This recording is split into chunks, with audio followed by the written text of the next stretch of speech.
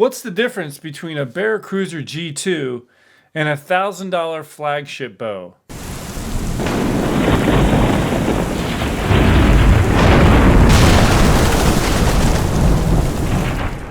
That's right, this is Sean McVeigh with Sean's Outdoor Adventures. I just woke up, I'm still wearing my pajama pants, and I've been working on a video for days on a review for the Bear Cruzer G2.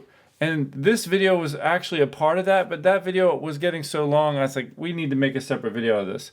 So I'm going to share with you right now the difference between the Bear Cruzer G2 and something like this, which the bow itself, just the bow is $1,000. This is a Matthews Traverse.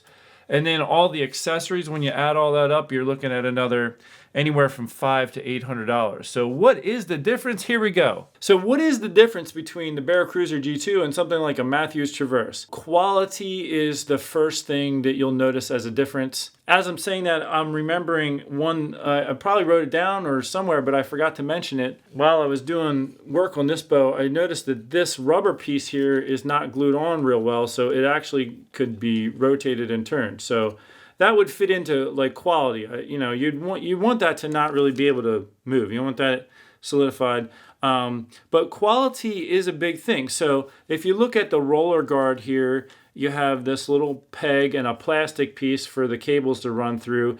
And you got to wax your string, and if you're not careful, you know, the wax can build up in here, and that could eventually cause your cables to break if you're not careful and not taking care of your bow properly.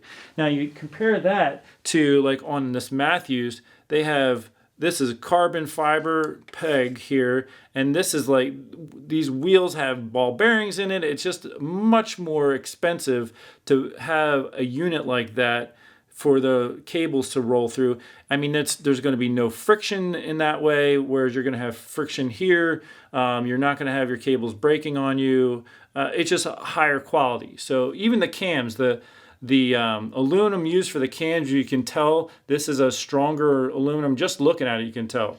A better material. If you look in the limb pocket, this has two wheel type systems for the cables to go around. Again, it's just more involved. In here you just have a couple plastic spacers. You know, if you look at the limb pockets, if you look at the riser of the bow, which is this part here, the Matthews is super smooth, a real nice finish. The finish on the Bear, a bit rough. Like if you run your hand down it, it's bumpy. If you run your hand down the Matthews, it is silky smooth, and it's just because of how much finer of a process this went through. And you can tell the aluminum is a much higher quality aluminum riser. And the sight on this bow that I have costs $250 just itself. It's all tool free. I can shoot out to 100 yards. When I say tool free, I just can turn a knob, and I can adjust the windage up and down. I got second and third axis adjustment for the level in the sight. When you compare that to the sights on the Bear Cruzer G2, this is plastic. That other one is all aluminum, so it's a much more durable build. You don't have second and third axis adjustment for the level. And what that means is, I can't adjust the level at all. If this is not plumb as it is on the bow, it's not serving me any good.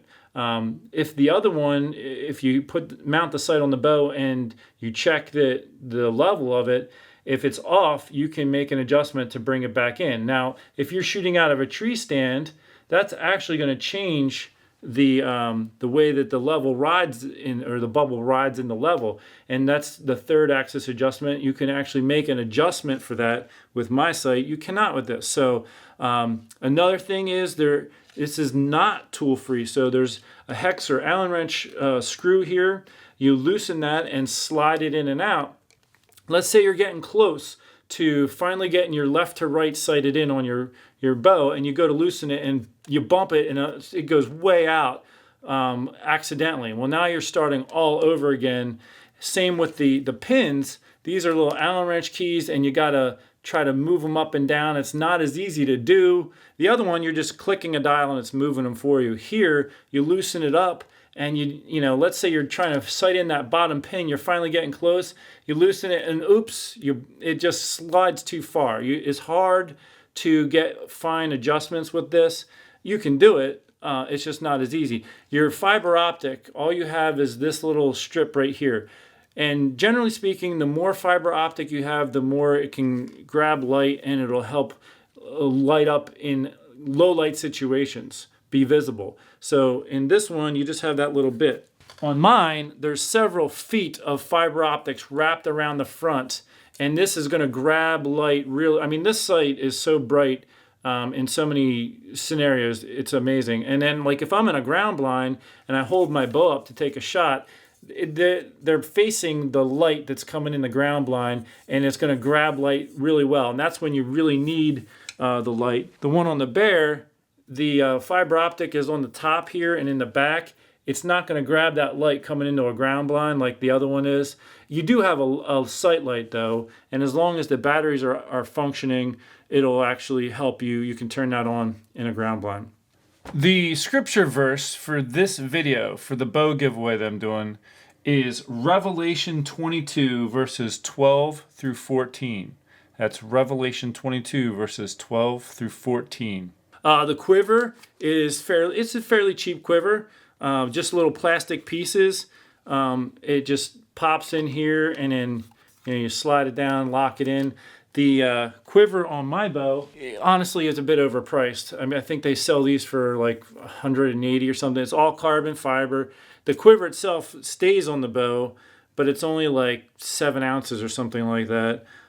So it is an overpriced quiver in my opinion. But you're talking quality of components is much higher. This is aluminum. Everything on the other quiver is plastic. So the attachment piece, very durable aluminum. This is a drop away rest. It has a lot of adjustability left, right, up, and down. The whisker biscuit that is on here, it's all plastic, very cheaply built.